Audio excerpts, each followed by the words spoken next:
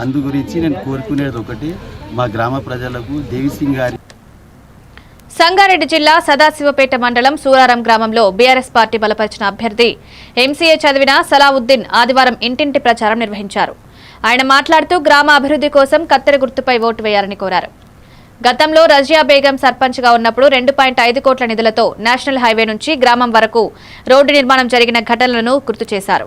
కాంగ్రెస్ ప్రభుత్వం అభివృద్ధి పనులు విఫలమని, బీఆర్ఎస్ గ్యారంటీలతో ప్రజలను ఆకర్షిస్తుందని పేర్కొన్నారు. సర్పంచ్గా గెలిస్తే ఎమ్మెల్యే చింతా ప్రభాకర్, మాజీ మంత్రి హరీష్ రావు సహాయంతో అధిక నిధులు తెచ్చి గ్రామాభివృద్ధి చేస్తామని హామీ ఇచ్చారు.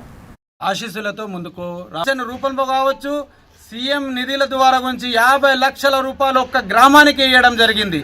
కాబట్టి ఇప్పటిదాకా 8 ఏళ్ల నుంచి 50 లక్షల సూరారంకే సీఎం రిలీఫ్ ఫండ్ నిధులు ఇప్పించడం జరిగింది. నా ఆధ్వర్యంలో ఎమ్మెల్యే సార్ ఇప్పించడం జరిగింది. కుటుంబంలో గ్రామ ప్రజలకు అవసరం నిమిత్తం ఆయా ఆఫీసులకు తిరిగి నా సొంత ప్రయత్నంతో చేసుకుంటూ అన్న ఆశలతోని దాదాపు 48 నుంచి 55 లక్షల రూపాయలు సబ్సిడీ రూపంలో మన బీసీ, ఎస్టీ, మైనార్టీ వర్గాలకు ఇప్పించడం జరిగింది.